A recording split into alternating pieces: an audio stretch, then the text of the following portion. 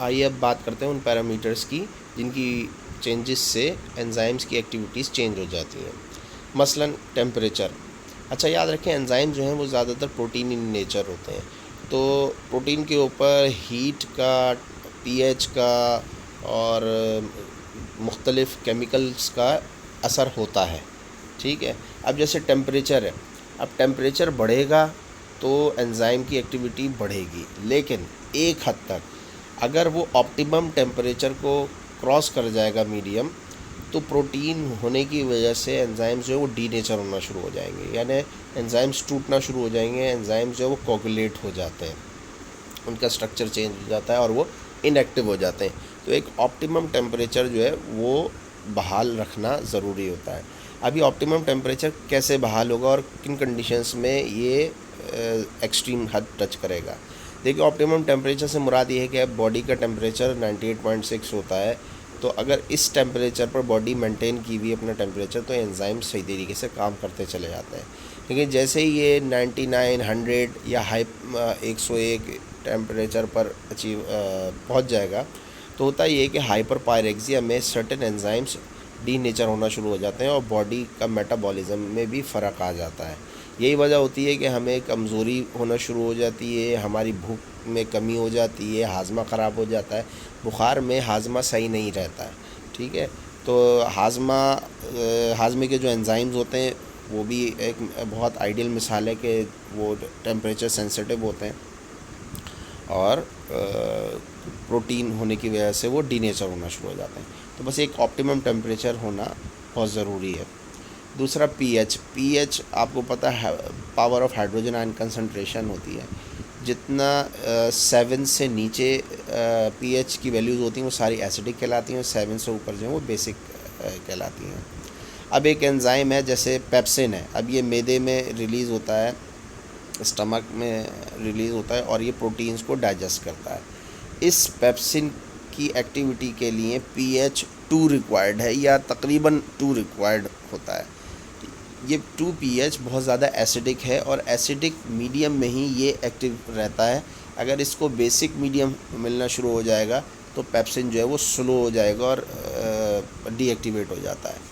अच्छा, पेप्सिन जो है वो प्रोटियोलाइटिक एंजाइम है और प्रोटीन्स जो हैं वो बड़ी तेज़ी से टूटना शुरू हो जाती हैं पेप्सिन की मौजूदगी में, और पेप्सिन को एक्टिव रहने के लिए पीएच 2 रिक्वायर्ड है। तो मैदे की पीएच अल्लाह पाक ने 2 ऐसे बरकरार की हुई है कि HCl रिलीज़ कर होता है वहाँ पर, हाइड्रोजन क्लोराइड। ठीक है, हाइड्रोक्लोरिक एसिड जिसे कहते हैं। हाइड्रोक्लोरिक एसिड जो है वो pH 2 मेंटेन करने में हेल्पफुल होता है और इसी की वजह से पेप्सिन को पॉजिटिव फीडबैक मिलता रहता है, पेप्सिन भी एक्टिव रहता है। अगर पानी ज़्यादा पी लिया जाए या दूध पी लिया जाए तो HCl डाइल्यूट हो जाता है, पेप्सिन की एक्टिविटी कम हो जाती है।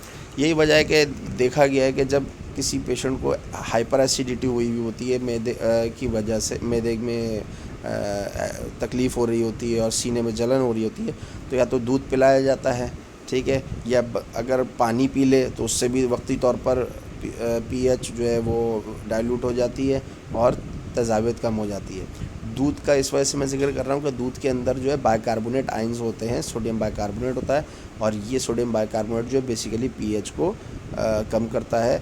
ये हाइड्रोजन को न्यूट्रलाइज कर देता है, प्रोटॉन्स को, जो हाइड्रोजन आयंस हैं उनको न्यूट्रलाइज करता है। ठीक इसी तरीके से जो ट्रिप्सिन है इसकी पीएच एक्टिविटी 8.2 रिक्वायर्ड है।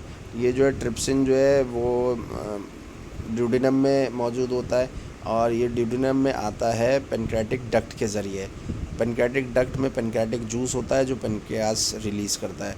तो पेनक्रेटिक जूस जो है वो कई एंजाइम्स का कॉम्बिनेशन होता है, उसमें से एक ट्रिप्सिन भी है और ट्रिप्सिन के लिए पीएच जो है 8.2 चाहिए। दैट मीन्स कि स्लाइटली बेसिक पीएच चाहिए और यही वजह है कि ड्यूडेनम में जो है वो acidic food from the stomach आता है और यहाँ पर पीएच इसकी चेंज होना शुरू हो जाती है। पीएच इसकी चेंज करने का रिस्पॉन्सिबल है बाइल, जो कि लिवर बनाता है और गॉल ब्लैडर रिलीज़ करता है through it's bile biliary duct.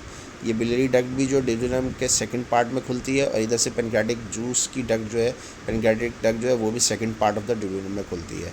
तो यहाँ से एंजाइम आता है और ऊपर से बाइल आता है। बाइल जो है पीएच को बेसिक कर देता है और पेनक्रियाटिक जूस का जो ट्रिप्सिन है उसको हायर पीएच रिक्वायर्ड होती है, यानी बेसिक पीएच रिक्वायर्ड होती है, और वो उसको मीडियम मिलता है, वो एक्टिव हो जाता है। ठीक, फिर यही बता रहे हैं कि पीएच अगर ज़रूरत से ज़्यादा हो जाए तो ये डीनेचर हो जाता है, या पीएच बहुत ज़्यादा लो हो जाए तब भी प्रोटीन होने की वजह से डीनेचर हो जाता है। थर्ड पॉइंट है कंसंट्रेशन। कंसंट्रेशन जितनी बढ़ेगी एंजाइम्स की उतना ही रेट ऑफ रिएक्शन जो है वो बढ़ जाएगा। प्लस जो रिएक्टेंट्स हैं यानी सबस्ट्रेट जो है उसकी एक वाफिर मकदार अगर मौजूद है तो रेट ऑफ रिएक्शन जो है वो तेज़ी से आगे बढ़ेगा। अगर सबस्ट्रेट की कंसंट्रेशन कम है तो ये प्रोसेस कम हो जाएगा, डायरेक्टली प्रोपोर्शनल है। अच्छा, एक्टिवेटर्स भी होते हैं, इनहिबिटर्स भी होते हैं, इसको मैं नेक्स्ट स्लाइड में डिस्कस करता हूँ।